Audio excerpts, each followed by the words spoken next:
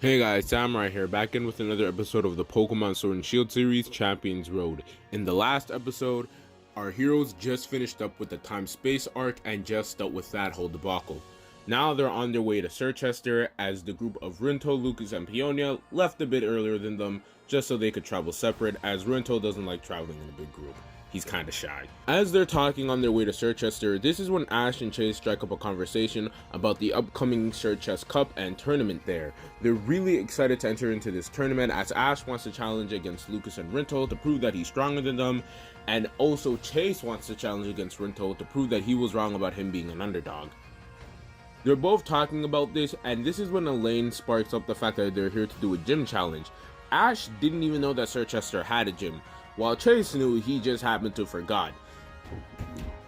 Elane chastises them, saying that they're not taking the gym challenge seriously, but of course she's just saying this in a joking way, not really being serious. But she does tell them that the Chichester gym leaders are incredibly tough, but it's a lot like Stow-N-Side where there's two gym leaders that you get to choose which one to battle. Ash is excited about this, saying that he heard something about there being two gym leaders there and wants to challenge the Rock-type gym leader. When Eliane asks to why, he says that he watched the movie a while back with a Rock-type gym leader in Galar, and he bets that's the one in Chichester, as there's only two gym leaders left and the Rock-type gym couldn't be those two, so it has to be Chichester. He's using deduction here.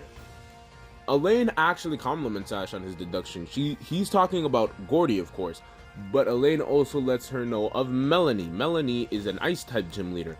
Eliane really wants to challenge Menonly, but she would also be fun challenging Gordie, as there are two of the most accomplished gym leaders in their side fields. Chase couldn't care less which gym leader he battles, he just wants to get his badge and prove that he's strong. When they make it to the city, they see the bustling metropolis with the hot springs in the center.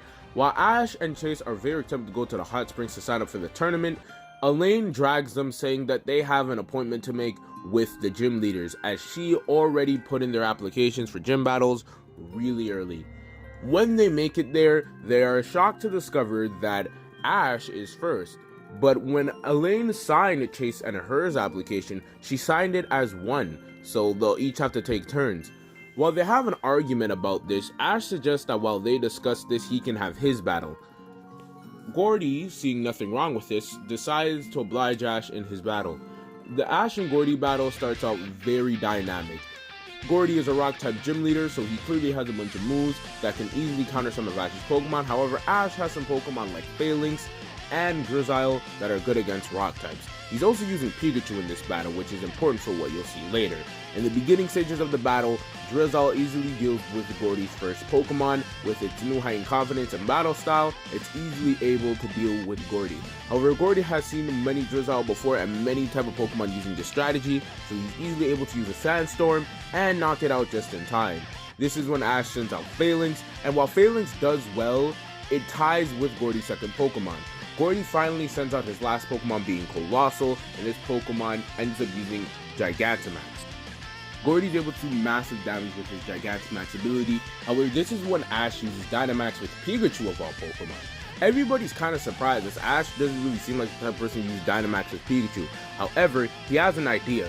Using Max Steel Spike, this is able to counter Gordie's Rock typing. But due to Colossal also having the Fire type, it doesn't do too much damage. However, 3 turns pass with the battle being very dynamic, and while Pikachu can't move as fast, it still hits very hard and does a lot of damage.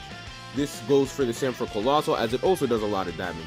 While they're reaching the fever pitch of the battle, this is when Gordie instructs Colossal to use a move such as Rock Blast, and Ash, using Iron Tail, cuts through each Rock Blast, going in a Cyclone and ending up landing a direct hit with some extra momentum and oomph, ending up knocking out Colossal and winning Ash the battle.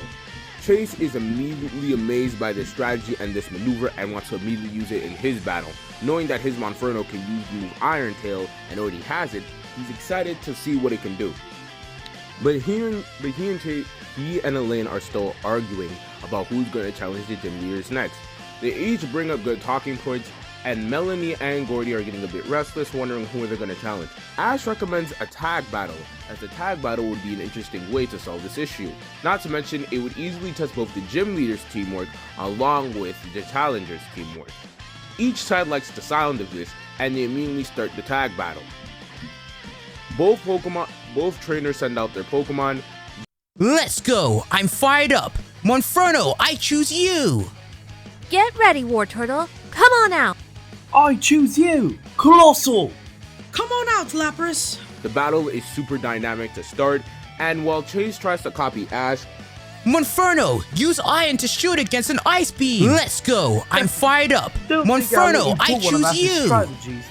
Monferno, use Iron to shoot against an Ice Beam! To support Lapras! Thanks, I needed to hear that. But he keeps on using Ash-type maneuvers, like the move Dig, and like the move Flame Wheel, in the same way Ash uses. Alright, Eliane, let's finish this! All fail for him.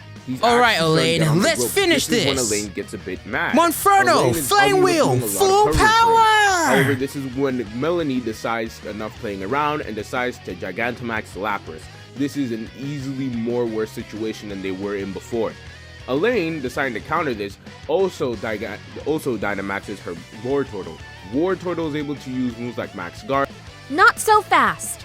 Wartortle, use a Max Guard and cover Monferno. Chase, get your head in the game. This whole battle, you've been trying to emulate Ash, but right now, I need you to snap back to reality and battle your way. Thanks, I needed to hear that. Hey, stop dilly-dallying and get on with losing. Losing ain't in my vocabulary, Monferno. Use Bulk Up and then Mach Punch! With Chase's confidence renewed and his battle spirit reignited, he starts fighting in his own way, and this is when Chase gets into his battle zone. It's what I like to call when Chase starts to think and use his own battle style. Him and Eliane are both able to battle in sync and incredibly well. None of them are missing a beat in this battle, and they're clearly going all out. Both Gordie and Menonly are starting to show that butt heads and show the different battle styles. This is when the battle comes to their feather pitch, and both trainers end up winning their final. Both trainers end up winning their 6th gym badge, with Eliane taking home the Ice badge and Chase taking home the Rock badge. Both trainers are incredibly excited, and Ash congratulates both of them on their teamwork. Now they're ready to enter the Sir Chester Cup. Upon getting there, Ash bumps into an old friend, this being Iris. Now when Ash asks what Iris is doing here, this is when Chase starts to scream and says the girl from earlier. This is the girl that helped him out in the time-space distortion. When everybody is clearly confused on why they wouldn't see her before, she said that she leapt away before they could introduce her. Ash reintroduces her as Iris, and while Elaine's trying to think of where she knows Iris from, she can't seem to get a hint on it. Iris says that she's here in the Galar region on special business. Ash, thinking this is the gym challenge, gets excited to have Iris as a rival for once. However, she denies this and it says it's for something else. This is when we see Don George, of all characters, enter out. He reveals that the Sir Chester Cup was all his doing and that he's taking it over for this year. When everybody's confused on what he means, this is when Don George announces the Club Clash Gym Challenger Galar Cup. It's a super long name and everybody has to take a minute to really think about what he just said. This is when Eliane suggests the name Unova Invitational, since all the challengers here are a part of the gym challenge, so it's like they're being invited to take part in a Unova-based tournament. Don George immediately likes this name a lot better, and Iris takes a breath of fresh air as she doesn't have to say all of that in one sitting. When Ash is confused on why Iris would still be here on special business, Iris gives a playful laugh and says that he'll know soon enough. They all sign up for the tournament and they meet up back with Lucas, Hop. They meet up again with Peonia, Rinto, Lucas, Hop, and Marnie. They're all talking about how excited they are to enter this tournament and how excited they are to win this tournament. with Ash saying that he's going to win and fight the special trainer at the end.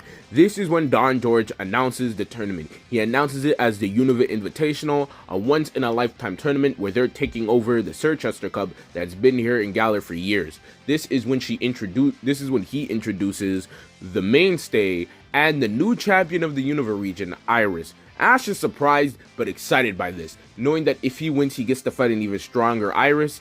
But this is when Rinto gets even more fired up, saying that he gets to battle a champion when he will win.